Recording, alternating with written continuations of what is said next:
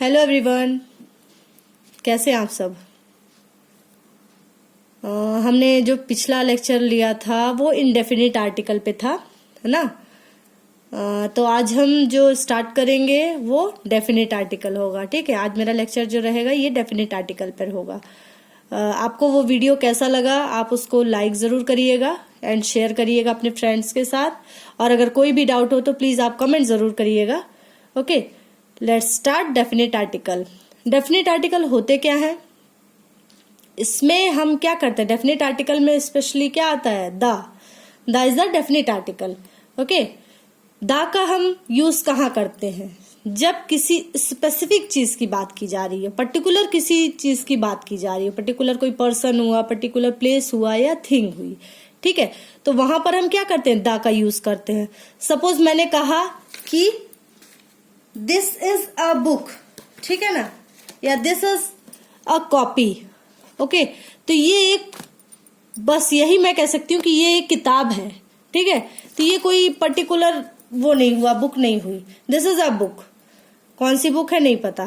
फिर अगर हम ये कह रहे हैं कि ये वही बुक है या ये वो बुक है जिसके बारे में मैं आपसे बात कर रही थी, तो this is the book, this is the book I was talking about you. Okay, the book, तब यहां पर क्या लगेगा, द बुक, पर्टिकुलर किसी बुक के बारे में बात हो रही है। ठीक है, अब यहां पर एग्जाम्पल, हम कुछ एग्जाम्पल्स लिए हैं द से रिलेटेड, जैसे कि द कैट। द क्या है, द कैट, यानी कि the cat sat on the couch, the dog attacked me and ran away. ठीक है, ये द, यहां पर द का यूज होगा। ठीक है, अब यहां पर द का यूज करने के लिए रूल्स क्या क्या है, कुछ मैंने रूल्स लिखे हुए हैं। ठीक है, कहां कहां पर द लगता है और कहां नहीं लगता है, एक्सेप्शन भी है उसके साथ साथ। जैसे कि हमने ए और एन में पढ़ा था कि सम एक्सेप्शंस थे और रूल्स थे, तो उसी तरह से मैं यहां भी बताऊंगी। ठीक है, जैसे रूल्स में क्या है, कहां कहां लगता है, नेम ऑफ रिवर्स, अगर हमको नदियों के नाम बताने हो तो हम गंगा यमुना ऐसे ही नहीं बोल देंगे, द गंगा द यमुना। ठीक है, द लगाएंगे इनके नेम के आगे। हिस्टोरिकल बिल्डिंग्स हुई, जैसे कि उसके भी नाम के पहले हमको द लगाना है, the Taj Mahal, the Qutub Minar, the Lal Qila. ठीक है, इस तरह से हम इसमें द लगाएंगे। माउंटेन रेंज हुआ, जैसे कि the Himalaya, the Andes. Okay, अब माउंटेन रेंज में एक और है बात मैं आपसे करना चाहूंगी। जैसे बहुत लोग कहते हैं कि माउंट एवरेस्ट, माउंट एवरेस्ट क्या है, माउंट एवरेस्ट पर्वत श्रृंखला नहीं है, माउंटेन रेंज नहीं है। वो क्या है, माउंट एवरेस्ट बेसिकली एक पर्वत का नाम है।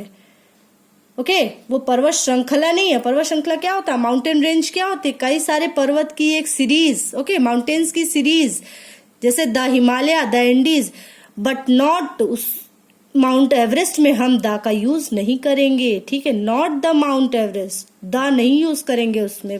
प्लीज इसको आप क्लियरली ध्यान रखिएगा। ठीक है, डायरेक्शंस, डायरेक्शन में अगर हमको किसी पर्टिकुलर डायरेक्शन को अगर हमें शो करना हो तो वहां पर भी हम द का यूज करते हैं, the south, the north. Okay, next, जैसे न्यूज़पेपर्स हुए, the Times of India, the Dainik Bhaskar, historical wars, the world war, the 9/11।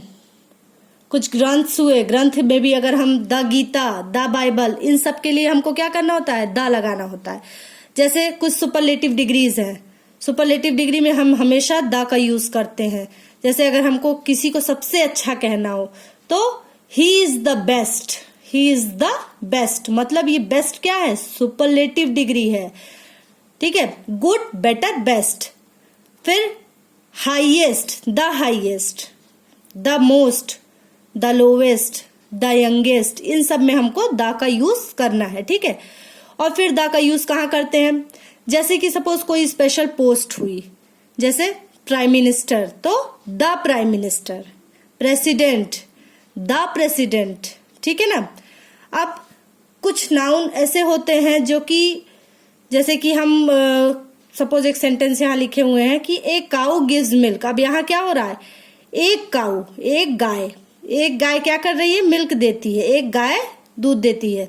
ठीक। अब यहाँ एक पर्टिकुलर गाय है, अब द काउ कहने से क्या होगा, वो अपनी पूरी स्पीशीज को शो कर रही है, ठीक है ना, एक ग्रुप को शो कर रही है, ग्रुप ऑफ काउ, ठीक, द काउ। तो हम कहाँ यूज करते हैं द का, जब किसी स्पेशल या पूरे होल ग्रुप को हमें शो कराना हो तो वहां पर हमको द का यूज करना चाहिए, ठीक है। जैसे the old, the young, the rich, the poor, तो यहाँ एक ग्रुप है, ओके। फिर जो ऑर्डिनल नंबर्स होते हैं, जैसे कि the first time, the last chapter, the second occasion, the third member, तो इस जगह पर हम क्या करते हैं, द का यूज करते हैं, ठीक है। तो ये है कुछ। उसके अलावा फिर मैं यहाँ पे कुछ और लिखी हूँ, जैसे कि कुछ कंट्रीज हैं, सपोज कंट्रीज के नेम में वैसे तो नहीं लगता है द, मतलब हम आर्टिकल का यूज नहीं करते हैं, स्पेशली कंट्रीज के यूज में नहीं किया जाता है, लेकिन कुछ एक्सेप्शन है, जैसे कि जिसमें the names of which include kingdom, states और रिपब्लिक, जहां पर स्टेट्स, किंगडम या रिपब्लिक आए तो वहां पर हमको द लगाना है, जैसे the United states, the United kingdom, okay, the Republic of Ireland, तो यहां हमें द का यूज करना है। अब एक चीज और है, कुछ इंटरेस्टिंग है कि जैसे ओनली से पहले द का यूज होता है, ठीक है।